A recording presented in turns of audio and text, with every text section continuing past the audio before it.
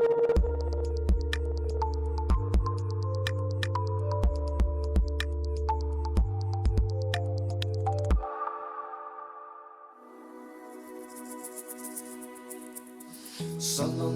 ala Muhammad, sallallahu alaihi wasallam, sallallahu ala Muhammad, sallallahu alaihi wasallam. أعوذ بالله من الشيطان الرجيم. بسم الله الرحمن الرحيم. إن الحمد لله نحمده ونستعينه ونستغفره ونعوذ بالله من شرور أنفسنا ومن سيئات أعمالنا. من يهده الله فلا مضل له ومن يضلله فلا هادي له. أشهد أن لا إله إلا الله وأشهد أن محمدا عبده ورسوله. أما بعد. قال رب اشرح لي صدري ويسر لي أمري واحلل عقدة من لساني يفقهوا قولي.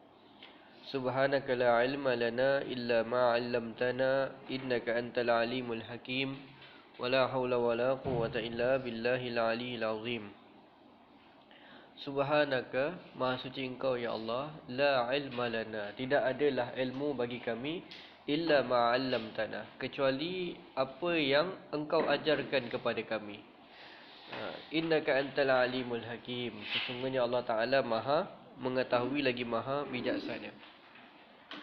Alhamdulillah, kita bersyukur pada Allah Subhanahu Wa Ta'ala kerana Allah Subhanahu Wa Ta'ala masih lagi berikan kita dua nikmat yang besar, nikmat iman dan juga nikmat Islam. Nikmat iman dan juga nikmat Islam. Sehingga hari ini alhamdulillah kita masih lagi dapat lagi di kalangan orang-orang yang beragama Islam. Nikmat yang sangat besar sebab keselamatan kita bukan sekadar keselamatan apa yang dikatakan di dunia, keselamatan daripada bencana, keselamatan daripada kecurian, tapi keselamatan yang paling besar iaitu keselamatan daripada azab api neraka, iaitu orang yang mengatakan kalimah la ilaha illallah dakhalal jannah. Kata Rasul sallallahu alaihi wasallam, man qala la ilaha illallah dakhalal jannah. Siapa yang berkata la ilaha illallah, siapa yang dia Islam, maka dia akan masuk syurga. Bagaimanapun orang kafir, jika dia buat baik setinggi mana pun tapi dia tidak mengucap kalimah la ilaha illallah, maka dia tiada peluang untuk masuk ke syurga walau sekali, walaupun sekejap pun, untuk masuk dalam syurga Allah Subhanahu Wa Taala. Jadi nikmat yang besar kita ada, nikmat iman dan juga nikmat Islam. Dan kita bersyukur pada Allah Subhanahu Wa Taala. Allah Ta'ala masih lagi berikan kita nikmat kesihatan dan juga masa lapang, yang mana manusia selalu terlupa dengan dua nikmat ini. Nikmat yang Nabi kata manusia selalu terlupa. Ni'matani fiha katsiran maghbunun minan nas, as-sihhatu wal farah. Nikmat kesihatan dan juga masa lapang. Inilah yang Allah Ta'ala berikan kepada kita. Kesihatan yang bukan sekadar kesihatan fizikal untuk kita hadir, kesihatan hati kita, mental kita, spiritual kita. Dan kesihatan inilah yang mendorong kita alhamdulillah untuk sehingga hari ini masih lagi kita dapat hadir ke dalam majlis ilmu ini. Ada orang yang mungkin dia ingin, tapi dalam proses dia lalui kehidupan ini ada masalah-masalah berkaitan kehidupan dia, masalah-masalah berkaitan dengan hati, masalah-masalah berkaitan dengan apa sahaja, sehingga Allah Ta'ala tidak mengizinkan untuk dia hadir dalam majlis kita pada kuliah hari ini. Jadi Allah Ta'ala masih lagi berikan kita syukur atas nikmat kesihatan, dan bukan sekadar fizikal kita, kesihatan hati kita, yang hari ini dapat lagi kita berada dalam jalan-jalan kebaikan. Dan tentulah yang kita harapkan, jalan inilah yang kita akan pilih sampailah hendak kita bertemu dengan Allah Subhanahu Wa Ta'ala. Tiada lagi mungkin kuliah di sini nanti, wallahu alam, pendek umur dan sebagainya. Allah Ta'ala ingin kita teruskan mencari di tempat-tempat yang lain, ke mana kita pindah, ke mana kita pergi. Dan inilah yang patut kita teruskan, kerana inilah bekalan yang akan kita bawa bertemu dengan Allah Subhanahu Wa Ta'ala. InsyaAllah pada malam ni kita akan berkuliah seperti biasa yang dulu-dulu, yang pernah kita syarahkan daripada ayat ke ayat, tafsir secara ijmali yang kita ambil daripada ayat-ayat Al-Quran. Sebelum kita mulakan,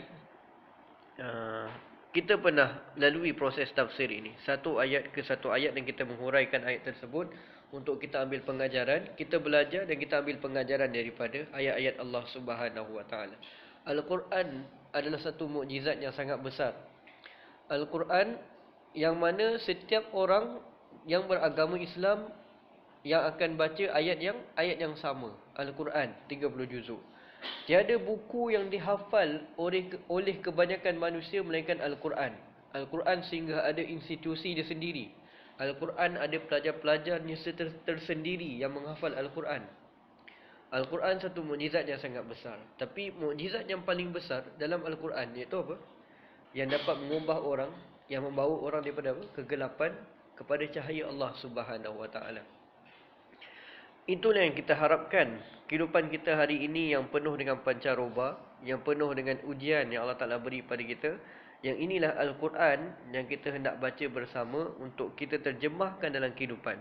Bukan sekadar kita baca, kita dengar datang kuliah, tapi kita nak terjemahkan dalam kehidupan kita. Itulah Al-Quran punya mukjizat yang besar apa? Mengubah kehidupan kita yang sepatutnya. Umar Al-Khattab ketika mana beliau masih lagi dalam keadaan kafir, jahiliah, dia berubah kerana apa? Kerana Al-Quran.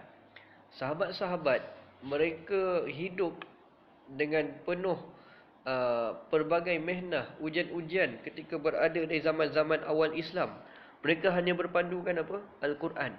Tuan-tuan bayangkan, jika kita berada dalam satu hutan belantara, kita rasa gelisah, kita rasa semakin hari semakin gelap, kita risau nak keluar. Itulah sahabat-sahabat dia beroleh nikmat tersebut. Mereka berada dalam zaman jahiliah yang mereka inginkan jalan keluar. Bagaimana nak hidup dalam keadaan yang baik. Dan Allah Ta'ala berikan pada saat-saat tersebut utusan Allah, Nabi Muhammad dengan bekalannya Al-Quran. Itulah Al-Quran yang membawa orang-orang pada salafus salih pada zaman Nabi SAW, sahabat-sahabat Nabi. Mereka keluar daripada kegelapan, akhirnya kembali kepada cahaya Allah Subhanahu Wa Taala. Baik. Kita hari ini mungkin tak dapat merasai sebab kita dilahirkan dalam keadaan Islam. Kita daripada kecil dimasukkan ke tadika Islam. Sekolah pula masuk dekat sekolah agama, sekolah Islam. Sekolah menengah mungkin ada kalangan kita yang masuk sekolah menengah Islam. Masuk universiti mungkin ada juga terlibat dengan program Islam. Di masjid kita ada banyak Islam, ada banyak diajar tentang Islam. Tapi bayangkan bagi orang-orang yang mencari jalan untuk keluar, inilah Al-Quran yang sepatutnya kita rasai nikmat yang Allah Ta'ala berikan kepada kita. Mudah-mudahan kita bukan sekadar mendengar, kita bukan sekadar hadir, tapi terjemahkanlah Al-Quran yang kita belajar ni ke dalam kehidupan kita, insya-Allah. Jadi sebelum kita mula, sama-sama kita baca surah Al-Baqarah, bermula daripada ayat yang pertama hingga ayat yang kelima. A'udzu billahi minasy syaithanir rajim. Bismillahirrahmanirrahim. Alif lam mim. Dzalikal kitabu la raiba fihi hudan lil muttaqin. الذين يؤمنون بالغيب ويقيمون الصلاة ومما رزقناهم ينفقون والذين يؤمنون بما أنزل إليك وما أنزل من قبلك وبالآخرة هم يوقنون أولئك على هدى من ربهم وأولئك هم المفلحون. صدق الله العظيم. Maksudnya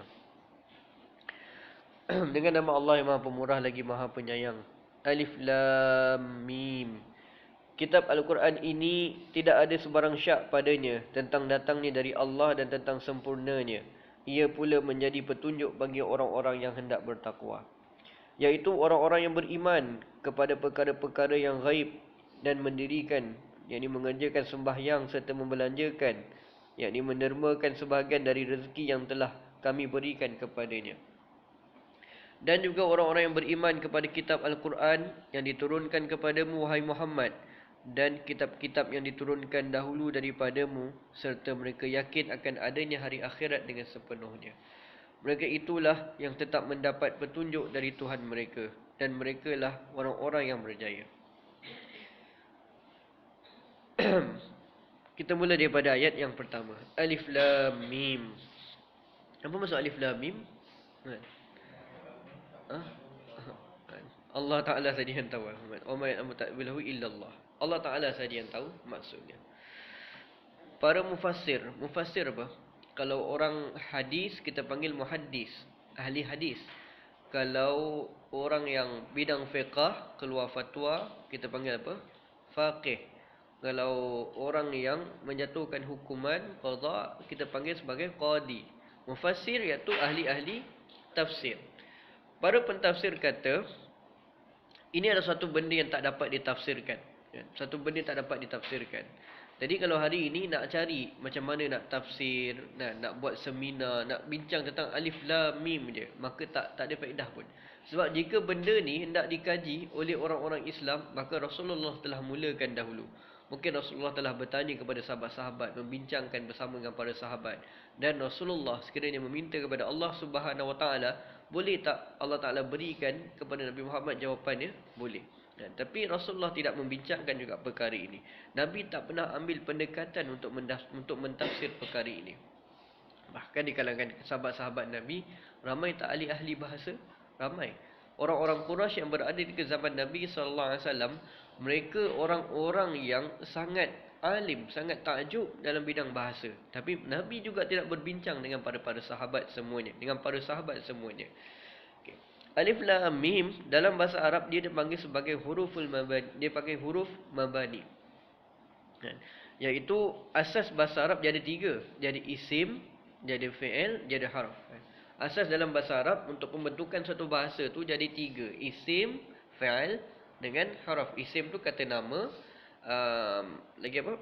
Fi'il tu kata kerja, harf tu conjunction untuk menghubungkan. Saya dari kedai. Saya itu isim dari conjunction untuk menghubungkan dia dengan kedai. Kalau saya kedai, dah pelik kan? Jadi menghubungkan harf tersebut. Dalam perkataan tadi itu ada makna, tapi alif lam mim dia tak ada makna. Yang maknanya ada tapi kita tak tahu. Hanya di sisi Allah Subhanahu Wa Taala saja yang tahu alif lam mim. Okay. Jadi Ibnu Abbas radhiyallahu anhuma, kenapa anhuma? Sebab Abdullah bapa dia pun sahabat Nabi. Dan Abbas sahabat Nabi, Abdullah pun di kalangan para sahabat. Jadi kita panggil Abdullah Ibnu Abbas radhiyallahu anhuma. Abdullah Ibnu Umar radhiyallahu anhuma, sebab Abdullah di kalangan para sahabat. Bapa dia Umar Al-Khattab pun sahabat, bahkan jadi khalifah Amirul Mukminin, maka kita panggil radhiyallahu anhuma. Ibnu Abbas radhiyallahu anhuma dia kata apa? Ibnu Abbas dia kata, aku merasakan alif lam mim ini, alif tu ana, lam Allah, mim tu a'lam. Ana Allah a'lam. Maksudnya Allah lah yang paling mengetahui tentang hal tersebut. Iaitu berkaitan dengan alif lam mim. Ibnu Abbas satu sahabat Nabi yang sangat cemerlang dalam bidang tafsir, faqih dan banyak ilmu-ilmu lain, alim. Sebab baginda ataupun beliau telah didoakan oleh baginda Nabi SAW secara khusus. Apa doa dia? Allahumma faqihhu fid din wa alimhu ta'wil. Ya Allah, faqihkan Ibnu Abbas wa alimhu ta'wil. Dan Nabi doakan. Ada riwayat lain, Allahumma faqihhu fid din wa alimhu hikmah. Ya Allah, faqihkan Ibnu Abbas dan berikan dia kebijaksanaan. Jadi Ibnu Abbas memang tak dinafikan dalam bidang tafsir. Dan di kalangan para sahabat, ketika Umar Al-Khattab dahulu ingin mengetahui apakah di sebalik kisah surah Iza Ja'a Nasrullahi wal Fath, maka Umar bertanya kepada Ibnu Abbas. Sehingga sahabat-sahabat lain pun bertanya, wahai Umar, kenapa nak tanya budak kecil? Sebab Abdullah ni masa tu dia junior. Dia sahabat. Sebab apa kategori, apa maksud definisi sahabat? hidup ketika di zaman Rasulullah dan sempat berjumpa dengan Rasul sallallahu alaihi wasallam kan. Jadi Uwais Al-Qarni dia kira sahabat tak? Tak dikira sahabat. Sebab Uwais Al-Qarni dia hidup pada zaman Rasul. Rasul sebut pasal Uwais Al-Qarni tapi dia tak sempat jumpa Rasulullah sallallahu alaihi wasallam. Sebab apa? Sebab dia jaga ibu dia. Jadi tak sempat berjumpa dengan Rasul sallallahu alaihi wasallam, tapi kecintaan dia, kerinduan dia kepada Rasul sampai kepada Nabi melalui ilham daripada Allah Subhanahu wa taala. Jadi Uwais hidup pada zaman Rasulullah tapi tak dikira sebagai sahabat. Bahkan Rasulullah tahu bahawa Uwais merindui dirinya, sehingga Rasulullah bercakap kepada Umar dan Abu Bakar, maka carilah orang ini ketika nanti pada musim haji nanti. Dan dicari oleh Umar dan juga Abu Bakar. Kenapa Rasulullah minta kami cari orang ini dan minta didoakan kita berdua? Sahabat Umar dan Abu Bakar bukan kecil-kecil sahabat kan, yang besar. Tapi Rasulullah suruh pergi mencari Uwais Al-Qarni. Dan bila mereka jumpa pada satu musim haji, Uwais Al-Qarni ini hanya orang-orang yang biasa saja, bukan di kalangan orang yang pembesar-pembesar, bukan di kalangan orang-orang yang di kalangan bangsawan, tapi hanya terlihat seolah-olah orang yang berjalan seperti orang biasa di kalangan orang-orang lain yang tawaf di Mekah, yang tawaf di Kaabah pada masa tersebut. Jadi mereka pun berjumpa dengan Uwais. Rupanya Uwais dia ingin berjumpa dengan Rasul kerana dia tahu Rasul masih hidup, tapi dia tak sempat jumpa sebab dia menjaga ibunya. Itu Uwais Al-Qarni. Jadi dia termasuk di kalangan orang-orang tabi'in. Sebab tabi'in iaitu orang yang sempat jumpa para sahabat. Jadi Abdullah dia ada banyak. Abdullah bin Amru, Abdullah ibn Umar, ni junior-junior ni. Abdullah ibn Abbas. Abdullah ibn Abbas seorang yang alim dalam bidang tafsir.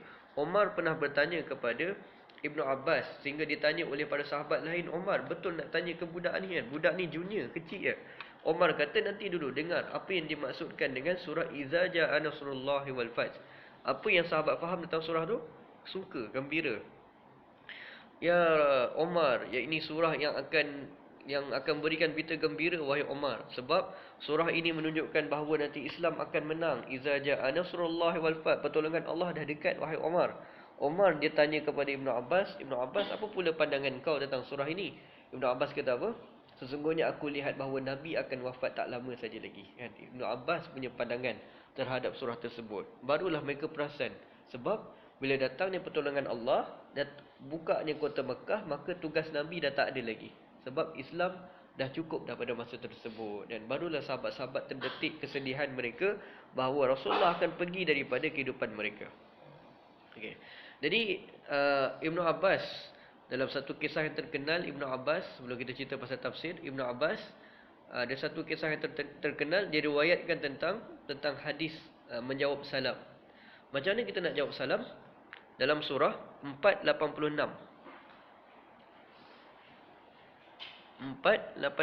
A'udzubillahi minasyaitonirrajim. Bismillahirrahmanirrahim. Wa idza huyyitum bi tahiyyatin fahayyu bi ahsana minha aw rudduha innallaha kana ala kulli syai'in hasiba. Dan apabila kamu diberikan penghormatan dengan suatu ucapan seperti memberi salam, maka balaslah penghormatan itu dengan lebih baik daripadanya, atau balaslah dia dengan cara yang sama. Sesungguhnya Allah sentiasa menghitung tiap-tiap sesuatu. Ni hadis berkaitan dengan dalil berkaitan dengan salam. Orang bagi salam kat kita, Assalamualaikum, kita jawab apa? Waalaikumsalam warahmatullah.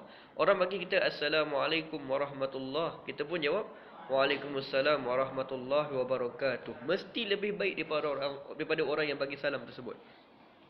Bagi salam sunnah, tapi jawab salam itu adalah wajib. Hanya ketika keperluan sahaja. Kalau orang lelaki nak kacau, "Hai cik adik, Assalamualaikum," tak jawab dosa, tak boleh. Tak boleh. Hanya keperluan sahaja. Maka itu tak perlu, tak wajib kita jawab, kan? Dan tak perlu menjawab pun dengan lelaki tersebut, kan? Nak bergaduh kat situ, kan? Jadi kalau orang kafir mereka bagi salam kepada orang Islam, kita nak jawab apa? Assalamualaikum, jawab apa?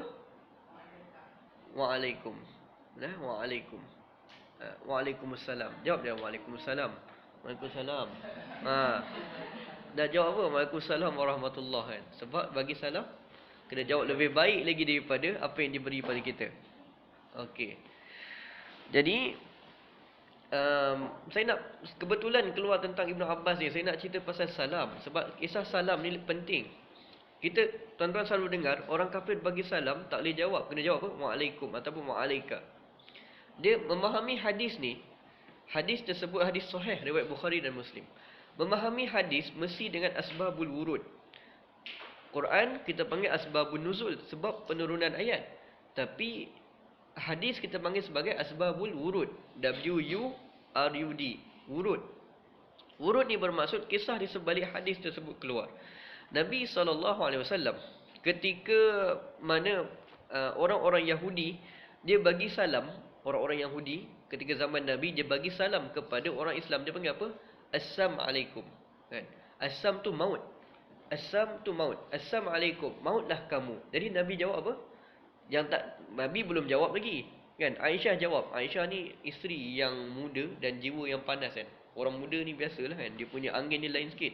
Lagi orang perempuan, emo kan. Jadi Aisyah kata, Aisyah macam tu kan saya jawab. Okey. Aisyah kata apa? Aisyah jawab lebih keras. Alaikumsalam wa la'nahan. Kan? Ke atas engkau itu mati dan laknat kan. Wah, tu orang perempuan kan. Bagi sikit dia bawa balik bam. Kan, engkau tu pergi matilah engkau kan, laknatlah engkau. Orang tu jawab, orang tu bagi tentang mati je. Aisyah kata macam tu. Maka Rasulullah SAW kata apa? Aisyah, tidak perlu engkau jawab sampai begitu. Allah Ta'ala tak suka orang-orang yang bertindak kasar dalam kehidupan mereka. Hidup mesti sopan santun kan. Oh, Aisyah pun sopan balik. Oh, Nabi sorry. Kan, macam tu lah. Lebih kurang lah. Kan. Jadi Rasulullah kata, aku dah cukup jawab kepada orang tersebut. Waalaikum. Ke atas engkau lah mati tersebut. Asam tu kembali ke atas orang yang bagi tersebut. Tapi asbabul wurud, kisah penurunan hadis tersebut, iaitu orang Yahudi yang mendoakan ke atas Nabi kematian ataupun ke atas orang-orang Islam asam kematian. Tapi hari ini kan datang dekat kita ataupun datang kat ibu kan, halo Puan Haji hajar kan kita, Puan Assalamualaikum, dia bagi salam. Takkan kita nak cakap alaikum kan? Kita boleh jawab dengan masalah seperti biasa saja. Waalaikumsalam warahmatullahi. Bagaimana kita ikutkan hadis, ikutkan dalil tadi dalam surah 4 ayat 86. Ya, berbetulkan situasi ni sebab daripada dulu kita dengar kan, asal orang bagi salam nak kena jawab macam tu kan. No. Kita jawab kerana Allah Subhanahu Wa Taala kan. Kalaulah orang tersebut doakan kita keburukan, asam kan, mungkin mereka tu orang yang belajar daripada kalangan ahli kitab. Dia warisi daripada orang Yahudi dulu, doakan kematian orang Islam. Assalamualaikum, maka baru kita jawab seperti perkara yang Nabi ajarkan. Waalaikum ataupun waalaika kan. Waalaikum saja kan. Jadi itu tentang salam. Ibnu Abbas kata apa? Sekiranya Firaun bagi salam ke aku pun aku akan jawab.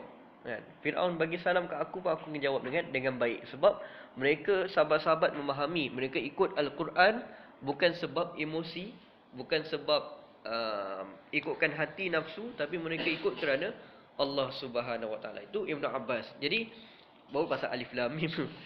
Alif lam mim jauh sampai bagi salam. Okey. Jadi Ibnu Abbas kata apa tadi? Pada pandangan Ibnu Abbas, alif lam mim tu Allahu alam. Allah Taala saja yang lebih mengetahui. Abu Bakar pula kata apa? Sirrun min asrarillah. Kan? Satu rahsia daripada rahsia-rahsia Allah. Banyak tak rahsia Allah? Banyak. Bila mati kita, rahsia Allah. Bila kiamat kita, rahsia Allah. Bila apa? Jodoh. Bila jodoh kita dapat. Siapa jodoh kita? Rahsia Allah. Yang kita pun tak tahu. Benda-benda daripada rahsia Allah. Alif lam mim termasuk daripada rahsia Allah Subhanahu Wa Taala. Bahkan Ali karramallahu wajhah. Ali, Abu Bakar As-Siddiq, Umar Al-Faruq. Yang membezakan antara hak dan batil. Ali, Osman, Zunnurain, yang memiliki dua cahaya sebab dia berkahwin dengan dua anak Nabi SAW. Ali karramallahu wajhah. Allah Taala muliakan muka Ali. Kan? Ali dia kata apa? Sirrun min Ali kata ini adalah termasuk daripada musaffa, perkara yang kita tak tahu. Termasuk juga di kalangan musaffa ni itu apa? Huruf-huruf yang lain seperti Yasin, Toha, kan? Toha, apa lagi? Kaf, ha, ya, ain, sad kan. Kena sebut betul-betul alif lam mim kan. Kena dua harakat di tengah tu. Lam mim bertemu dengan mim kena gunnah dua harakat. alif lam mim. Tak boleh alif lam mim. Kan? Dia mesti ada dua harakat. Kaf ha ya ain sad. Ada qalqalah sebab sad kan. Sad alif dal qalqalah. Termasuklah benda-benda ni semua dia termasuk dalam rahsia Allah Subhanahu Wa Taala. Okey, tujuan kenapa diturunkan alif lam mim ni kan? Ulama mengkaji, mereka melihat apakah tujuan ataupun faedah daripada Allah Taala membuka suatu ayat dengan alif lam mim, Taha, Yasin dan sebagainya kan. Kita kena ingat bahawa Quran ni turun ketika zaman Nabi SAW. Zaman Nabi SAW paling masyhur sekali pada zaman itu zaman apa? Zaman sastra. Orang Arab sampai ke hari ini mereka mampu buat syair-syair. Kita hari ni buat pantun 2-3 kerat aja kan. 2 baris, 2 rangkap, 4 rangkap macam tu je kan. Orang Arab dia mampu buat satu subjek berkaitan akidah, syair saja, matan kita panggil. Subjek bahasa Arab, matan ujrumiyah kan. Subjek qiraat, matan Syatibi, matan Jazari. Matan tu ialah rangkuman isi kandungan tu, tapi berbentuk syair. Kalau nun di hujungnya, maka nun dia. Contoh apa? Wa maliki yaumiddin rawihi nasirun wa inda sirati was sirati likumbula bihaisu ata wa sada zaya ashim mahalada khalafin bi khalladil awwala. Kan sedap di hujung-hujung ni macam lagu. Kan? Jadi syair, orang Arab dia mampu buat syair. Ketika zaman Nabi terkenal dengan orang-orang yang tinggi bahasa Arab mereka. Dan Quran turun kepada zaman dan tepat kepada orang yang tinggi pada bahasa pada zaman tersebut. Orang Arab ni dengan jiwa mereka, secara psikologi ni, mereka seorang jiwa, mereka satu bangsa yang jiwanya bebas. Dia tak ada blok-blok nak cakap macam kita berlapis kan. Macam kita duduk di kalangan hutan belantara kan. Kita membesar ada pokok-pokok. Arab apa ada kat sana? Padang pasir, rata je. Sebab tu kalau dia sembuh cakap kat orang, cakap direct je kan. Sebab tu orang Arab kalau dia nak tegur orang, dia cakap direct. Orang Melayu kalau pergi sana terus macam kena marah rasa kan. Apa Arab ni marah aku ni? Kan? Padahal dia nak tegur kita je. Dia kata, pakai pakaian macam ni kan. Kau nak pergi jumpa masjid, jumpa Allah kan. Dia kata kan. Dia nak tegur kita je. Tapi kalau orang Melayu dah menangis kat situ kan. Terus naik hotel tak jadi pergi sembahyang. Kan? Betul ni kisah kan. Orang Arab memang macam tu. Mereka psikologi ni, mereka duduk di satu padang pasir, di satu lapangan yang sangat luas. Dan mereka sebab itu mereka ada satu jiwa yang sangat bebas. Betul mereka boleh berkarya, mereka boleh bersyair. Mereka boleh buat syair, mereka boleh buat matan-matan dengan sungguh panjang, dengan sungguh hebat. Kalau nun aja di hujung, sehingga dipanggil syair tersebut nuniyah kan. Nuniyah kan. Kalau lam kat hujung, lam aja. Mereka boleh buat. Sampai satu buku mereka boleh buat. Bukan pantun gurindam suka-suka tuai padi antara masak tu kan. Ini pantun gurindam yang berkaitan apa? Subjek kan. Akidah, tauhid, fiqh dan sebagainya. Okey. Jadi Quran turun pada zaman dan tepat pada bangsa yang sangat tingginya bahasa mereka, yang dipanggil sebagai Malaka. Malaka ni maksudnya tinggi bahasa mereka.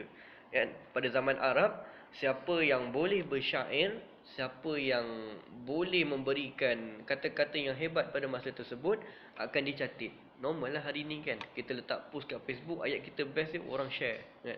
Jadi zaman tu siapa yang kata-katanya halus, kata-katanya hebat kan, mereka tak pergi tackle orang kan, pergi kata-kata jiwang tak, mereka buat kata-kata tersebut untuk mengagungkan dewa-dewa, mengagungkan berhala-berhala, yang kata-kata mereka dicatat oleh orang-orang sekeliling, dicatat dengan tinta emas kan, muzabahah, dicatat dengan tinta emas dan digantung dekat Kaabah kan. Jadi turun Al-Quran, maka Al-Quran pada surah yang awal-awal, surah yang kedua, surah Al-Baqarah, turun alif lam mim. Bingung orang Arab kan, nak terjemah apa alif lam mim ni kan. Hari ni banyaklah orang terjemahkan. Rashad Khalifah, orang orientalis. Orientalis apa? Orientalis iaitu orang yang mengkaji Islam dan ingin menghancurkan balik Islam. Dia kaji alif tu, dia kata nombor dia sekian, campur lam, campur apa kan. Tu yang boleh kira sampai dapat kiamat 2012 tu kan. Tapi tak kiamat pun. Rashad Khalifah orang yang alim bidang Quran. Dia belajar di Azhar, belajar di Cairo dengan syekh-syekh. Bapa dia pun orang yang terkenal dalam bidang Quran. Tapi Allah Ta'ala tak berikan petunjuk hidayah kepada dia. Jadi pada zaman tersebut alif lam mim saja turun, mereka dah bingung. Bukan lagi, belum lagi dapat tengok surah-surah yang lain, mereka tak, dan tentu mereka tak dapat menandingi bahasa Al-Quran. Kan? Hari ini tuan-tuan belajar Quran bahasa Arab Al-Quran baru dapat. Oh, rupanya berbanyaknya kehebatan dalam bahasa Arab ni kan. Arab dia dah mengetahui perkara ni. Sebab tu mereka bila mendengar Al-Quran, Umar Al-Khattab bila dia baca Toha ma anzalna alaikal Quran litashqa, dengan keagungan Allah serta bahasa Allah yang tinggi, maka menyerap dalam jiwanya dan dia akhirnya pergi berjumpa dengan Rasul, dia mengucap dua kalimah syahadah kan, la ilaha illallah wa anna Muhammad Rasulullah wa annaka Rasulullah. Tiada Tuhan melainkan Allah, sesungguhnya engkau ya Muhammad adalah pesuruh Allah. Tu Omar, kita baca Toha sebab apa? Sebab baca kat baby ni kan. Tu baby, budak nak nangis baca Toha kan, nak lembutkan hati orang baca Toha. Sebab apa? Ustaz-ustaz kita ajar Toha tu lembutkan hati. Kan? Padahal Quran keseluruhan kalau kita baca pun dengan bismillah dia pun boleh melembutkan hati. Kan? Dan lembut hati diri sendiri. Kita asyik fikir nak lembutkan hati orang ni kan. Okay. Itulah cabaran dari Allah Subhanahu Wa Taala. Alif Lam Mim, cabaran dari Allah kepada kaum Quraisy. Sebab kaum Quraisy pada zaman tersebut hebat bahasanya. Macam juga Allah Taala turunkan Nabi Isa. Apa mukjizat Nabi Isa yang besar? Menghidupkan orang mati. Sesuai tak pada zaman dengan Nabi Isa? Ketika itu zaman tersebut tingginya ilmu perubatan. Mereka sangat hebat daripada sudut teknologi perubatan pada masa itu. Dan Allah Ta'ala bagi kepada Nabi Isa, bukan perubat dah, hidupkan terus kan. Dan peningkan orang kan. Semua pergi ubat benda-benda sikit-sikit bagi sihat. Nabi Isa tak heran, aku daripada mati aku boleh bagi hidup balik kan. Burung daripada tanah liat dia boleh usap dan burung tersebut boleh hidup kan. Jadi Allah Ta'ala turunkan sesuai dengan zaman dan tepat pada bangsa tersebut. Sama dengan Nabi Musa alaihissalam. Nabi Musa zaman tersebut apa yang banyak diperkenankan ataupun dibahas oleh orang-orang pada masa itu? Sihir. Kan? Zaman tu anak-anak kecil pergi cari siapa tukang sihir, pergi belajar. Sebab itu adalah sumber pencarian hidup mereka. Jadi ahli sihir yang terkenal kan, macam Harry Potter, masuk konvo cari kerja, jadi tukang sihir kan. Akhirnya masuk filem aja kan, kerja tak dapat pun. Harry Potter macam zaman tu lah. Entah anak-anak kecil-kecil lagi pergi belajar sihir dengan pendeta itu, dengan ahli sihir itu. Dan Nabi Musa alaihissalam diberikan Allah mukjizat apa? Tongkat yang boleh menghapuskan segala sihir-sihir yang ada. Apabila berlawan dengan orang-orang ahli sihir yang terhebat di kalangan Firaun, maka apa yang tinggal? Sihir mereka tu hanya tali jemali saja kan. Tali je, tak ada benda pun kan. Dengan ular lah apa semua. Nabi Musa campak tongkat tersebut berubah menjadi ular yang lebih besar, telan. Rupanya apa yang dia telan dia? Tali dia, tak ada benda pun.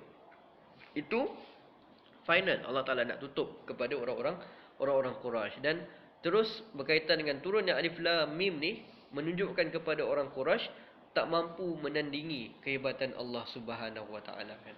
Jadi apa? Nak cabar orang Quraisy dan tunjukkan bahawa tak mampu mereka tandingi. Jadi apa jadi? Kita nak lihat maksud Alif Lam Mim ni. Ayat yang pertama, dia nampak mudah tapi bingung kan. Sebut senang Alif Lam Mim tapi bingung, tak mampu fikir. Sampai nanti kalau kita masuk syurga, kita tanya dengan Allah, ya Allah apa maksud Alif Lam Mim kan. Dengan masa tu kita tergelak dah lah kan. Mungkin maksudnya sesenang dengan apa yang kita baca kan. Dan Mu'tamad tak payah syarah bab ni, Alif Lam Mim. Dan apa yang kita betul laku buat, apa betul kita buat? Sami'na wa ata'na. Kita dengar dan kita taat. Itu Alif Lam Mim. Zalikal kitabu la raiba fih. Zalika al-kitab. Zalika, kalau dalam bahasa Arab kita belajar apa dia? Dia disebut sebagai isim isyarah. Isim isyarah. Isyarah, isyarat. Isim kata nama. Isim isyarah, kata isyarat. Untuk tunjuk. Dan isyarah kat sini merujuk kepada ba'id, kepada jauh. Zalika, kalau dekat sini haza hatif, ini handphone kan. Kalau itu kan, itu kita panggil zalika. Zalika tu menunjuk kepada ba'id. Apa maksudnya? Menunjukkan tentang ketinggian, kemuliaan dan kehebatan perkara tersebut kan. Biasanya kalau kita nak tengok KLCC yang secara menyeluruh, kita tengok daripada dekat-dekat ke ataupun kita tengok daripada jauh untuk nak lihat keseluruhan.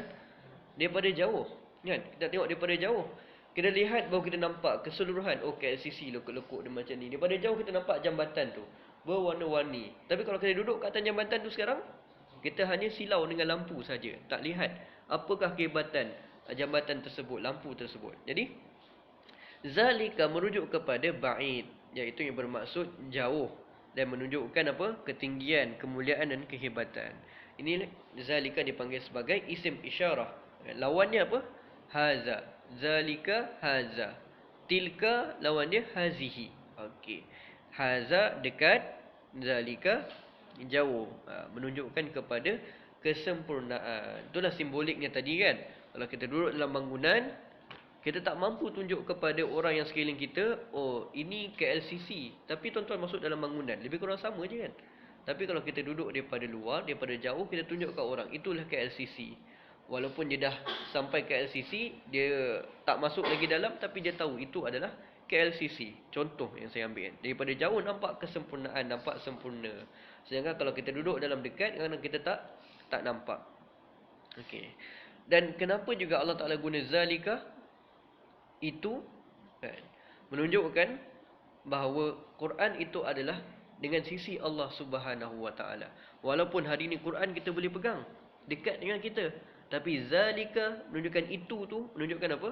Quran yang ada di pada sisi Allah Subhanahu Wa Ta'ala. Yang hari ini yang ada pada kita kopi yang telah diberikan kepada kita, disalin, yang dihafal, yang ditulis, itu salinan. Yang mana itu iaitu kitab yang sebenar berada di sisi Allah Subhanahu Wa Ta'ala. Zalika al-kitab. Apa dia al-kitab?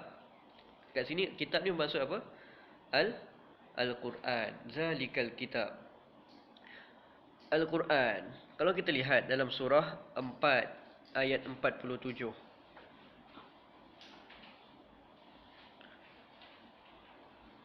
Surah 4 ayat 47.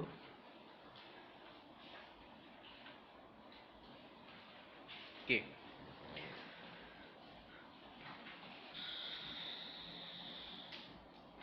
A'udzu billahi minasyaitonir rajim. Ya ayyuhalladzina utul kitaba aminu bima nazzalna musaddiqan lima ma'akum min qabli an natmisa wujuhan fanaruddaha ala adbariha aw nal'anahum kama la'anna ashabas sabt wa kana amrullahi maf'ula. Yang di atas tu, wahai orang yang telah diberikan kitab, berimanlah kamu kepada apa yang telah kami turunkan Al-Quran yang mengesahkan kitab-kitab yang ada pada kamu. Jadi mafhum mukhalafah dia, iaitu masuk di sebalik ayat Allah Ta'ala ini, Al-Quran, Al-Kitab juga, tapi kitab yang membenarkan kitab-kitab yang terdahulu. Jadi adakah pencanggahan kitab Al-Quran dengan kitab yang diturunkan kepada Daud, Musa dan juga Isa? Tak ada pencanggahan, bahkan membenarkan kitab terdahulu. Jadi apa yang menyebabkan orang hari ini, orang yang berpegang kepada Taurat, Injil dan juga Zabur, mereka tak boleh beriman kepada Al-Quran? Sebab mereka kata ada pencanggahan. Pencanggahan tu datang daripada mana sebenarnya? Telah diselewengkan. Jadi hanya Al-Quran saja Allah Ta'ala jamin untuk pelihara. Inna nahnu nazzalna zikra wa inna lahu lahafizun. Sungguhnya kami yang turunkan Al-Quran dan kami akan jaga. Maksudnya jaminan daripada Allah, Allah Ta'ala akan pelihara Al-Quran. Tapi tidak berlaku kepada kitab-kitab yang terdahulu. Dan kalau kita fahami, Al-Kitab juga maksudnya apa? Kitab lah daripada Allah Subhanahu Wa Ta'ala yang sama, yang mana panduannya, rujukannya, kandungannya untuk mentauhidkan Allah Subhanahu Wa Ta'ala. Sama yang diturunkan dengan ke atas Nabi Daud, sama yang diturunkan ke atas Nabi Musa, sama yang diturunkan ke atas Nabi Isa alaihissalam. Jadi benda ni Al-Quran adalah kitab. Zalika al-kitab, iaitu kitab yang membenarkan kitab-kitab terdahulu yang membawa untuk mentauhidkan Allah Subhanahu Wa Ta'ala. Jadi bagaimana ada titik pertemuan untuk kita nak bertemu dengan umat-umat yang berpegang pada Taurat, Zabur ataupun Injil? Tak boleh dah. Sebab mereka telah menyeleweng kitab mereka. Bukan mereka, tapi di awal-awalnya. Mereka orang-orang yang ada kepentingan terhadap hal-hal agama, mereka selewengkan Alkitab. Itu kita belajar dalam surah Al-Fatihah kan. Ihdinas siratal mustaqim, siratal ladzina an'amta 'alaihim ghairil maghdubi alaihim waladdallin. Ada orang yang dapat nikmat minas siddiqin wa syuhada was salihin, kan, orang siddiqin, orang-orang syuhada, orang-orang soleh, kan. Ada orang yang al-maghdub, iaitu mereka yang dimurkai. Mereka tahu kitab Taurat tu benar, mereka ubah isi kandungan Injil, ubah isi kandungan Taurat, sehingga hari ini tak ada lagi dah Injil, Taurat ataupun Zabur, sebab telah diubah. Dan yang ada tinggal pada hari ini yang ikut membabi buta, yang tak ikut dengan ilmu, maka mereka itu golongan yang sesat. Jadi Al-Quran itulah Alkitab yang membenarkan kitab terdahulu. Apa function dia? Ya. Hmm? Hmm?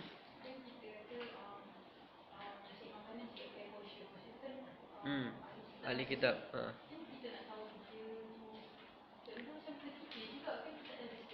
Hmm. Kita berpegang kepada amalan yang disembelih tersebut, bukan kepada akidah dia. Amalan dia, cara sembelihan dia masih lagi dengan Allah Subhanahu Wa Taala. Jadi boleh lah. Ha. Tak apa. Sebab itu rujukan dia sebagai mazhab yang membenarkan kita memakan ataupun kita makan sembelihan ataupun hasil daripada ahli kitab.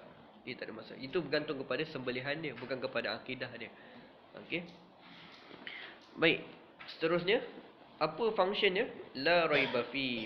La raiba fi. Ada 3 titik kan. Kita boleh pilih salah satu. Kita nak baca zalikal kitabu la raiba. Boleh juga. Fihi hudal lil muttaqin. Ataupun kita nak baca zalikal kitabu la raiba fi. Kan? Hi tegas sikit ha tu.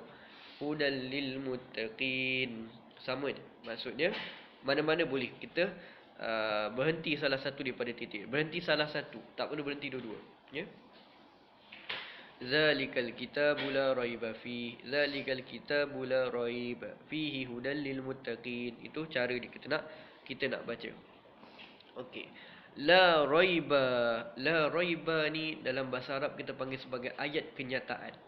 Dalam kaedah tafsir sebagai kaedah kenyataan yang mengandungi makna istifham, yang mengandungi makna untuk sebagai satu cara pemahaman, permintaan.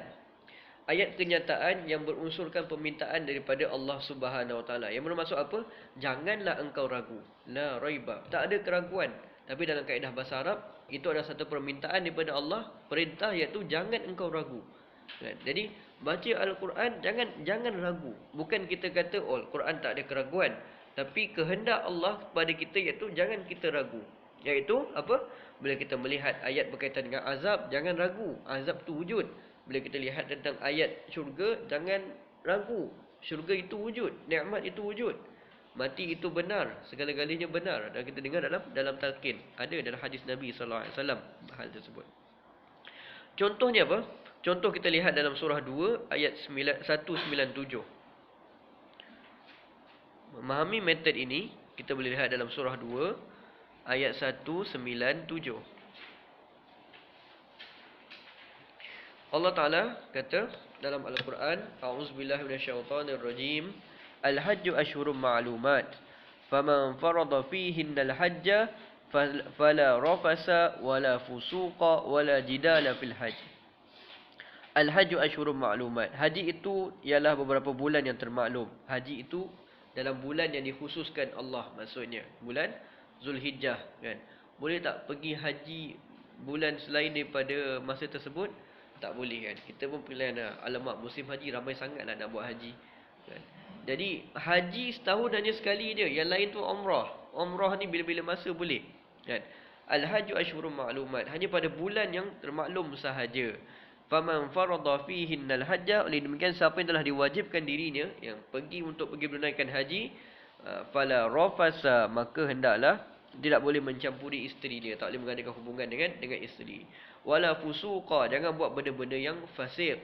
Wala jidala fil hajj, jangan berjidal, jangan berdebat, kan. Sebab haji ini pengantungan dengan Allah Taala. Haji ini pemberian hati kita, membawa pengorbanan kita kepada Allah Taala. Maka berhenti daripada melakukan fusuk dan juga jidal, kan. Wala jidal, dan bukanlah tiada jidal. Maksud apa?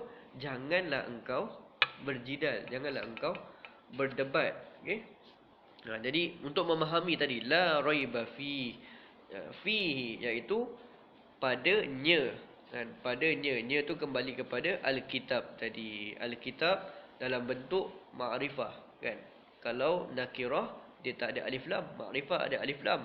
Bermaksud Alkitab benda yang kita pasti, iaitu apa? Al-Quranul Karim, kan. Jadi zalikal kitab la raiba fi hudan lil muttaqin. Hudan lil muttaqin, petunjuk bagi orang yang bertakwa. Hudan, kan, iaitu petunjuk.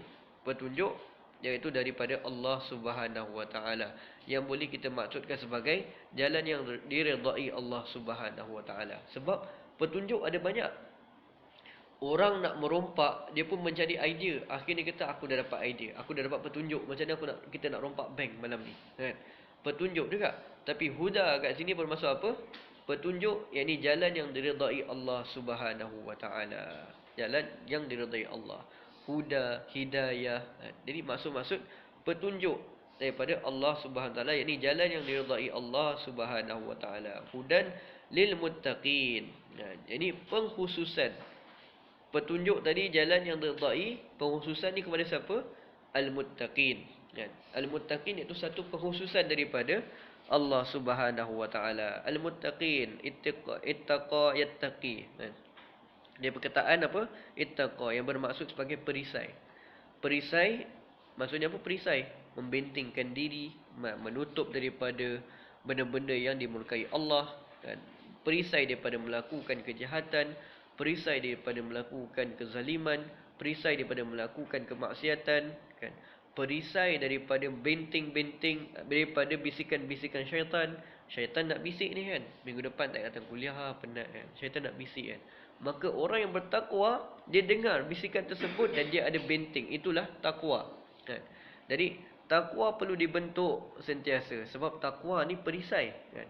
Jadi orang muttaqin maksudnya orang yang membentingkan diri dia dengan perisai tadi tu, kan. Al-muttaqin, orang yang bentingkan diri dia dengan perisai tu, iaitu perisai takwa. Membentingkan diri daripada apa? Yang pertama daripada syirik kepada Allah Subhanahu wa taala. Orang yang bertakwa, iaitu dia ada perisainya, maka dia menjaga hati dia daripada perkara-perkara yang syirik, kan. Daripada perkara-perkara yang syirik, kan. Macam mana? Kan? Baca surat khabar, keluar pula bab bintang. Oh, bintang ni cerita pasal ni, aku lahir bulan berapa nak tengok bintang macam ni. Alamak, aku punya bintang macam ni, nasib baik hujung tu aku ada baik sikit, kan. Kita pun rasa, oh iyalah aku macam ni lah, kan. Bagaimana kita meletakkan pergantungan syirik kita, menyekutukan Allah Ta'ala dengan berita daripada surat khabar dia. Apa hal, kan? Allah Ta'ala tu jauh daripada standard surat khabar yang kita beli berapa ringgit saja. Jadi membentingkan diri. Muttaqin tu dia bentingkan diri daripada syirik kepada Allah SWT. Yang kedua daripada kabair, dosa-dosa besar. Dosa-dosa besar tuan-tuan boleh lihat nanti dalam buku-buku boleh baca. Apakah al-kabair? Dosa-dosa besar. Dan juga daripada fawahish. Fawahish iaitu apa? Perkara-perkara, kejahatan-kejahatan yang tertakluk hukuman hudud, kan? Seperti mencuri, maka ada ketentuan hudud di situ. Inilah perisai yang kita patut lakukan daripada syirik kepada Allah, melakukan kabair, fawahish, kan. Benteng yang kita hendak khususkan kepada diri kita untuk nak selamat di atas muka bumi Allah Subhanahu wa taala. Perisai daripada bisikan-bisikan. Kita ingat perisai daripada luar je, kan. Orang nak datang rasuah kita, kan. Aku ada takwa, laser dia dengan takwa. No, kan. Kita tak semestinya secara physically yang datang kepada kita bisikan-bisikan. Talbis iblis kata jangan datang kuliah, susah nanti. Jangan keluar rumah untuk menuntut ilmu, malam ni kan hujan, susah, kan. Talbis iblis. Maka sebab itu hati kena jaga. Sebab hati nanti boleh berkomunikasi dengan takwa untuk membantu diri dapat hadir ke dalam perkara-perkara yang baik dalam kehidupan kita. Okey? Jadi hati tak mampu dikawal, lagi orang perempuan, kan. Orang perempuan pertamanya emosi yang perlu dikawal. Orang lelaki akal dia yang perlu dibentuk. Jadi Kadang-kadang emosi yang menyebabkan kita terdengar talbis iblis untuk kita nak ikut perintah Allah Subhanahu Wa Taala. Kita semakin jauhlah daripada perkara-perkara yang baik, takut-takut sedang kita mendengar bisikan syaitan tersebut, itulah saat-saatnya Allah Taala ambil nyawa kita. Kan rugi. Kalau minggu ni kita okey, minggu tu pula Allah Taala ambil kita, alhamdulillah. Tapi kalau minggu tu kita down, lepas tu kita tak cepat-cepat, maka Allah Taala ambil nyawa kita, rugilah kan. Sebab kita nak kembali pada Allah dalam keadaan husnul khatimah. Nampak baik husnul khatimah, tapi sayangnya hati kita yang kita develop setiap bulan ni kuliah, tiba-tiba satu hari kita down, itulah saatnya Allah Taala nak ambil kita. Dia orang Islam kena happy dia. Kena happy dengan bertakwa pada Allah, ikut perintah Allah dengan gembiranya. Okey. Satu pengkhususan. Inilah satu beza di kalangan manusia. Beza di kalangan manusia, iaitu manusia berbeza. Semua manusia sama je kan? All men are created equal. Setiap manusia sama, dibentuk ataupun dijadikan Allah Ta'ala sama je. Diciptakan Allah sama je. Beza manusia, makhluk Allah Ta'ala kepada dua perkara saja yang penting. Iaitu apa? Pertama, taqwa. Dalam surah 49 ayat 13. 49 ayat 13.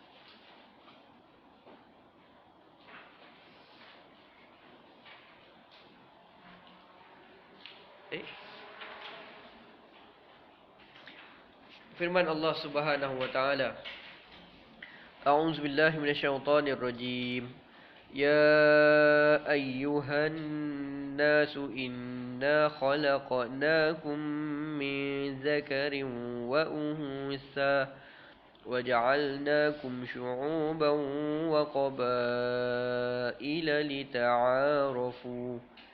Inna akramakum 'indallahi atqakum. Innallaha 'alimun khabir. Maksudnya, wahai umat manusia, sesungguhnya kami telah menciptakan kamu dari lelaki dan perempuan. Kami telah menjadikan kamu berbagai bangsa dan bersuku puak, supaya kamu berkenal-kenalan dan beramah mesra antara satu dengan yang lain. Sesungguhnya semulia-mulia kamu di sisi Allah ialah orang yang lebih takwanya di antara kamu, bukan yang lebih keturunan atau bangsanya. Sesungguhnya Allah Maha mengetahui, lagi Maha mendalam pengetahuannya akan keadaan dan amalan kamu. Jadi, ini dalil menunjukkan apa? Semua kita sama je. Kecuali yang membezakan kita apa? Takwa. Kan? Yang membezakan kita adalah takwa. Kan? Jadi, Ibn Umar kata apa? Takwa yang bermaksud, jangan engkau rasa orang lain lebih teruk daripada engkau. Kita boleh datang kuliah, kita boleh duduk di sini bagi ceramah, kita boleh tukang rekod, boleh tukang catat. Jangan kita rasa kita ni baik kan. Kita rasa aku okey kan, aku boleh buat kerja benda-benda dakwah macam ni, orang lain teruk, orang lain tak mampu datang hadir kuliah macam ni, apa yang susah sangat nak datang kan. No, takwa bukan begitu. Takwa ni antara kita dengan Allah Subhanahu Taala untuk kita jaga. Jangan kita rasa Ibnu Umar kata apa? Ibnu Umar bukan saya lah. Ibnu Umar ni anak Sayyidina Umar. Saya kawan-kawan kenal sebagai Ustaz Ibnu Umar juga. Dalam Telegram pun orang panggil Ustaz Ibnu Umar. Tapi saja saya nak cakap macam tu supaya orang tak tahu nama saya kan. Susah juga nanti. Ibnu Umar. Ibnu Umar kata, takwa bermaksud jangan engkau rasa orang lain lebih teruk daripada engkau. Jadi maksudnya normal. Jagalah hati kita hanya untuk kita menjaga perasaan kita, iman kita dengan Allah Subhanahu Wa Taala. Senang nak jaga iman ni, iaitu bila kita lihat diri kita je, kan? Untuk kita jaga iman kita. Bukan sibuk nak judge orang, orang tu mesti iman rendah tu kan. Sebab apa? Aku bagi RM10 sedekah tadi, dia bagi RM5 je, mesti aku punya iman lebih tinggi. No, tak boleh. Jadi Ibnu Umar dah pesan macam tu. Umar pernah tanya kepada Ka'ab bin Ahbar. Ka'ab bin Ahbar seorang Yahudi yang pernah berada di kalangan ahli kitab. Dia melazimi kitab Taurat. Ka'ab bin Ahbar, dia tanya oleh Umar Al-Khattab. Tadi anak dia, Ibnu Umar, Abdullah. Ini Umar, dia pernah tanya kepada Ka'ab bin Ahbar. Dia kata, Ka'ab, apakah Ka'ab ni dia melazimi Taurat. Jadi Umar nak tanya pendapat siapa nama? Ka'ab bin Ahbar tadi. Kata, Ka'ab, apa pendapat engkau? Bagaimana pendapatmu tentang takwa? Kata Ka'ab, wahai Amirul Mukminin, wahai Umar, bagaimanakah jika engkau sedang berjalan di tempat yang banyak duri? Dia tanya macam tu. Umar kata, tentu aku akan berhati-hati daripada terluka diriku ataupun terkoyak pakaianku. Dia kata begitulah takwa, iaitu berhati-hati daripada kita nak jalan atas muka bumi ini, berhati-hati daripada kita terluka iman kita ataupun terkoyaknya iman kita. Jadi berjalan dengan hati-hati. Itu maksudnya takwa. Dan pada tabi'in pula kata apa? Tabi'in, para salafus salih, mereka kata apa? Buat apa yang Allah Ta'ala suruh, tinggal apa yang Allah Subhanahu Wa Ta'ala larang. Ini normal kita biasa dengar kan. Buat apa yang Allah Ta'ala suruh, tinggal apa yang Allah Subhanahu Wa Ta'ala larang. Bermaksud takwa. Ya, jadi bermaksud keseluruhannya apa? Salaf pada salafus salih, iaitu orang-orang yang mutaqaddimin, orang-orang yang di awal-awal kurun yang terbaik, maksud takwa di kalangan mereka apa? Iaitu cari hanya redha Allah Subhanahu Wa Ta'ala semata-mata. Yang kita boleh faham di situ apa? Cari redha Allah Subhanahu Wa Ta'ala semata-mata. Ya. Dalam surah 2 ayat 207 cerita tentang redha ni apa? Surah 2 surah Al-Baqarah ayat 207.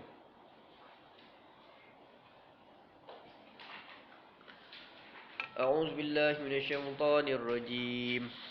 وَمِنَ النَّاسِ مَن يَشْرِي نَفْسَهُ ابْتِغَاءَ مَرْضَاتِ اللَّهِ وَاللَّهُ رَءُوفٌ بِالْعِبَادِ.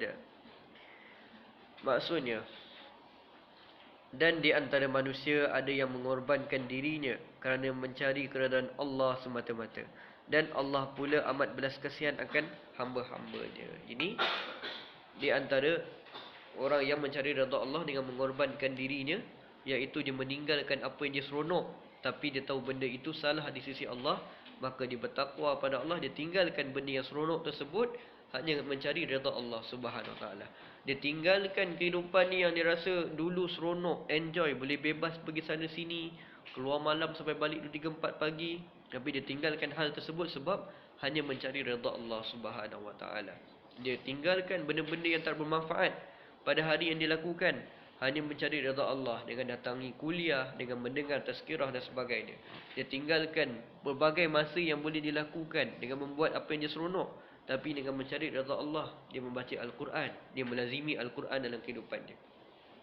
Dan bagaimana masalah untuk mencari redha Allah ni? Ibaratnya kita duduk atas dunia ni macam kita masuk rumah orang. Kita masuk rumah orang, maka kita nak buat benda yang orang tu suka sahaja kan. Kalau orang tu tak suka, apa dia jadi? Dia marah kepada kita, boleh jadi dia halau kita. Itulah ibaratnya kita berada atas muka bumi Allah, yang kita hendak mencari redha Allah Subhanahu Wa Ta'ala semata-mata. Lagi, allazina yu'minuna bil ghaib, iaitu allazina yu'minuna bil ghaib, mereka yang beriman dengan perkara ghaib. InsyaAllah kalau tak selesai malam ni, kita sambung minggu depan kan? Dapat berapa ayat dia? Tak sampai 3 ayat lagi ni. Okay. Allazina yu'minuna bil ghaib. Yu'minuna bil ghaib. Yu'minu ni maksud apa? Mereka yang beriman. Iman, apakah syarat-syarat dalam beriman? Iman ada 3 syarat. Yang pertama, tasdiq. Tasdiq bermaksud membenarkan. Membenarkan dengan hati. Membenarkan dengan hati. Dan apa? Iqraru bil lisan. Berikrar dengan lisan.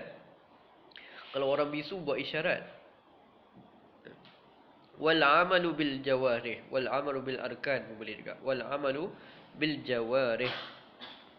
Jadi ini bermaksud iman. Ni boleh tak orang tersebut dia kata dia dah beriman dengan dia mengucap kalimah syahadah la ilaha illallah Muhammad Rasulullah, dia masuk Islam. Boleh tak dia kata cukup dia beriman dengan dia mengucap kalimah syahadah? Tak cukup kan. Islam belum tentu dia beriman. Tapi kalau beriman betul lah dia Islam, mana boleh ada iman dekat orang kafir? Tak ada. Dan jadi orang Islam belum tentu dia beriman kepada Allah Subhanahu Wa Ta'ala. Lihat dalam surah 49 ayat 14. 49:14.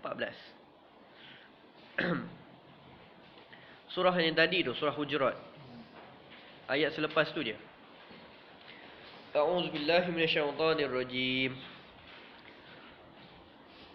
Qalatil a'rabu amanna قل لم تؤمنوا ولكن قولوا أسلمنا ولما يدخل الإيمان في قلوبكم وإن تطيعوا الله ورسوله لا يلدكم من أعمالكم شيئا إن الله غفور رحيم.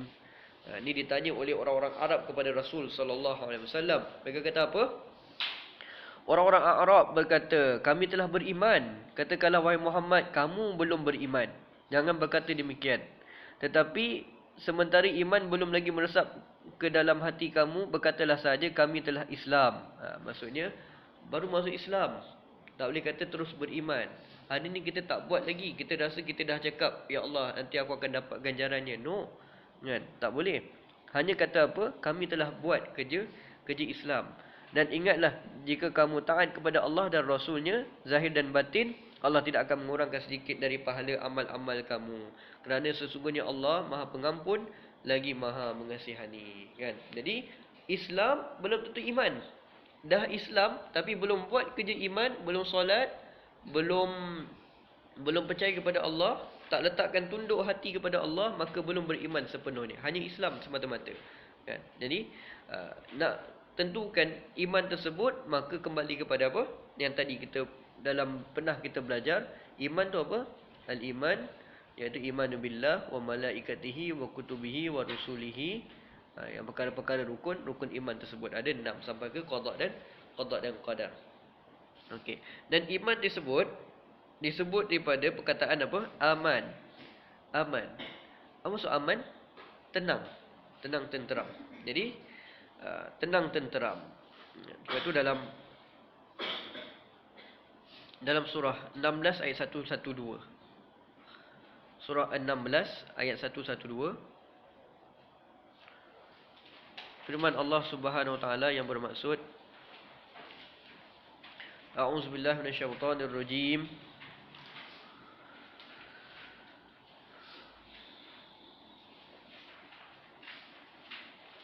Firman Allah Ta'ala yang bermaksud, dan berhubung dengan hal kaum yang kufur ingkar, Allah memberikan satu contoh.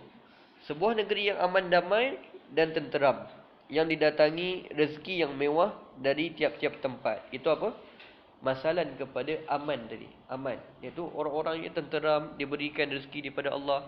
Kemudian penduduknya kufur akan nikmat Allah itu, maka Allah merasakan kelaparan dan ketakutan yang meliputi keseluruhannya disebabkan apa yang mereka telah lakukan. Jadi iman ni satu ketenangan dalam jiwa. Orang yang jiwa tak tenang kena cek balik imannya. Bagaimana ketundukan dia kepada Allah, bagaimana ketaatan dia kepada Rasul, bagaimana ketaatan dia terhadap iman dia pada malaikat yang mencatat terhadap dosa dan pahalanya, bagaimana Alkitab yang diikut ataupun tidak. Jadi maka itu adalah iman, ya, keamanan yang Allah Ta'ala berikan kepadanya. Dan juga aman kat sini bermaksud apa? Selamat daripada azab Allah Subhanahu wa taala. Sebab itu orang yang beriman saja orang yang diselamatkan daripada azab Allah Subhanahu wa taala. Okey. Allazina yu'minu bil ghaib. Sekali lagi. Satu perkataan yang kita ambil al-ghaib ni. Okey. Al-ghaib ni dalam bentuk masdar. Dalam bahasa Arab kita panggil sebagai masdar. Masdar ni boleh terjemahkan dalam bahasa Melayu sebagai kata terbitan. Kata terbitan. Utus jadi utusan. Ghaib, ghaba jadi ghaib, kan? Masdar, kata terbitan. Dan dia bertukar daripada ghaba tu fi'il bertukar kepada isim, kan? Bila Allah Subhanahu wa taala gunakan kalimah ghaib ini, iaitu apa?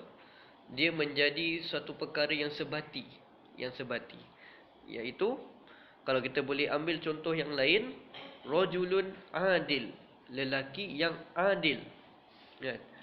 Tapi kalau Allah Ta'ala nak guna secara masdar, rajulun adilun, lelaki keadilan. Maksudnya lelaki itu ialah orang keadilan, bukan parti ni. Silap, kan? Macam mana nak bagi contoh ni? Lelaki keadilan dah jadi lain pula. Susah kat Malaysia ni. Banyak sangat. Anggap ni bukan cerita politik ni, cerita pasal realiti. Lelaki yang adil dengan pemuda keadilan. Pemuda keadilan kat sini iaitu pemuda yang memang dah terkenal dengan keadilannya. Yang adil tadi maksudnya dia menjalankan situasi tersebut dengan keadilannya. Tapi rajulun adilun, lelaki pemuda keadilan tu bermaksud apa? Bukan dia orang parti tu lah. Maksud lelaki yang sebati di dalamnya orang yang adil. Memang terkenal dengan orang yang adil. Jadi allazina yu'minuna bil ghaib. Allah Taala kata yang beriman dengan perkara ghaib. Okey. Dalam surah 6 ayat 59. Surah 6 ayat 59. Perkara ghaib ni hanyalah di sisi Allah Subhanahu wa taala semata-mata. Wa indahu mafatihul ghaib la ya'lamuha illa hu. Dan pada sisi Allah jualah anak kunci perbendaharaan segala yang ghaib. Tiada siapa yang mengetahuinya melainkan dia, yakni Allah Subhanahu wa taala. Apakah dia perkara yang ghaib?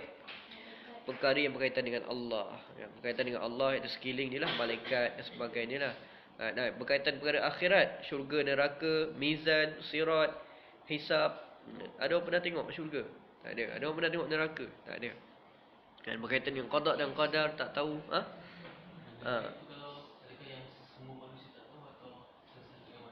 No, tak ada. Wa indahu mafatihul ghaib la ya'lamuha illa hu. Pada kunci dia sahaja. Itu tak masuk ghaib lagi. Tak, maksudnya ghaib di sisi Allah Subhanahu wa taala. Okey? Kalau duit saya ghaib, itu bukan perkara ghaib lagi, kan? Itu maksudnya ada toyol. Kena siasat. Ni maksudnya bukan. Ghaib ni yang hanya pengetahuan Allah Subhanahu wa taala, kan? Duit saya ghaib, tak boleh. Kan? Jadi kena tahu ghaib tu adalah apa yang berada di sisi Allah Subhanahu wa taala semata-mata. Okey, berkaitan dengan Allah, iaitu malaikat, apakah arasy-nya, bagaimana arasy-nya, bagaimana Allah Taala bersemayam dan sebagainya. Kan yang ada kita pada hari ini kita tahu apa? Kita hanya mengikut apa Allah Taala cerita dalam Al-Quran semata-mata, kan. Ar-Rahman 'alal 'arsy istawa, Allah Taala berada di arasy, kan. Yang maka kita tak payah takwil lah, kita pun tak tahu. Ya. Berkaitan dengan akhirat, bagaimana syurga, neraka, mizan, sirat, Allah Taala cerita kat kita. Syurga itu di dalamnya sungai yang mengalir, ada bidadari dan sebagainya. Tapi itu adalah pengetahuan kita sahaja. Kita tak tahu bagaimana syurga tersebut secara exactly. Kita tak dapat pun. Ma ainun ra'at wala uzunun sami'at wala ghaddu bibalil bashar. Mata tak pernah lihat, telinga tak pernah dengar dan tak pernah terlintas dengan hati sekalipun. Ya. Dan berkaitan qada dan qadar, benda yang akan berlaku kat kita, entah esok lusa kita jadi kaya ataupun orang yang kaya tiba-tiba esok lusa jadi susah. Dan wallahu alam, itu adalah kerja Allah Subhanahu wa taala semata-mata. Jadi kita ambil dulu sampai ghaib tu dulu, okey. Jadi insya-Allah kita sambung dalam kuliah yang akan datang. Apa kita boleh ambil pengajaran daripada malam ini? Jadi Al-Quranul Karim pada malam ini kita tadabbur ataupun kita ambil iktibar, kita ambil kisah tentang ilmu daripada Al-Quran, bermula daripada surah Al-Baqarah, bermula Alif Lam Mim. Jadi Al-Quran satu kitab yang sangat hebat, kan? Walaupun Allah Ta'ala bagi dengan secara yang mudah Alif Lam Mim saja, tapi kita tak dapat mampu tafsirkan dia. Dan Al-Quran telah menunjukkan kehebatan kepada manusia tentang bagaimana mukjizat yang besar yang turun pada saat yang tepat, pada umat yang tepat, iaitu umat Nabi Muhammad sallallahu alaihi wasallam. Maka kita perlu ambil manfaat dan istifadah yang besar daripada penurunan Al-Quran ini daripada Allah Subhanahu wa taala, dan jadikan Al-Quran sebagai untuk jalan kita mendapat petunjuk daripada Allah Subhanahu wa taala, hudan lil muttaqin. Kemudian nanti insya-Allah pada masa yang akan datang kita akan bincangkan tentang bagaimana yu'minuna bil ghaib ni kaitan dengan yuqimunas solah wa yu'tunaz zakah wa fil akhirati hum yuqinun, yang meyakini akhirat. InsyaAllah kita akan bincangkan pada masa yang akan datang. Mudah-mudahan pembelajaran tafsir kita tuan-tuan semua dapat lalui dengan baik dan dapat memahami dengan perkara yang Allah Ta'ala berikan rujukan untuk kita jadikan sebagai iktibar dan amalan ke dalam kehidupan kita nanti, insya-Allah. Ada apa-apa soalan? Apa soalan? Okey, dah start kuliah tafsir balik ni. Dan sebelum ni kita pakai maudhu'i, ni kita start balik. Boleh kan? Ingatkan nak laju satu malam 5 ayat, 10 ayat kan. Nampak kan? Hari ni dia terrajin pula ilmu dia kan. Mencurah-curah kan. Cik wah. Kan? Jadi kita dapat syarah tak sampai 3 ayat, tapi insya-Allah sikit-sikit lama-lama kita dapat amalkan insya-Allah. Wallahu alam. Kita akhiri dengan bacaan doa. أعوذ بالله من الشيطان الرجيم بسم الله الرحمن الرحيم اللهم اجعل اجتماعنا اجتماعا مرحوما وتفرقنا من بعده تفرقا معصوما اللهم أرنا الحق حقا وارزقنا اتباعه وأرنا الباطل باطلا وارزقنا اجتنابه رب اجعلنا مقيم الصلاة ومن ذريتنا ربنا وتقبل دعاء ربنا هب لنا من أزواجنا وذرياتنا قرة أعين واجعلنا للمتقين إماما ربنا آتنا في الدنيا حسنة وفي الآخرة حسنة وقنا عذاب النار وصلى الله على سيدنا محمد والحمد لله رب العالمين تقبل الله منكم. صلى الله على محمد صلى الله